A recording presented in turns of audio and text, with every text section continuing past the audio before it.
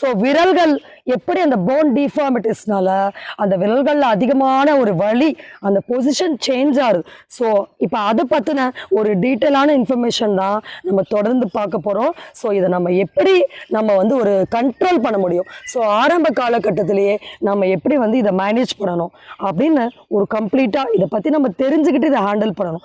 So இல்லைனா ஃபிங்கர்ஸோட position change ஆகிடுச்சுன்னா once அதை நம்ம ரிவர்ஸ் பண்ணுறது பார்த்திங்கன்னா ரொம்ப ஒரு கஷ்டமான வேலையாக மாறிடுது.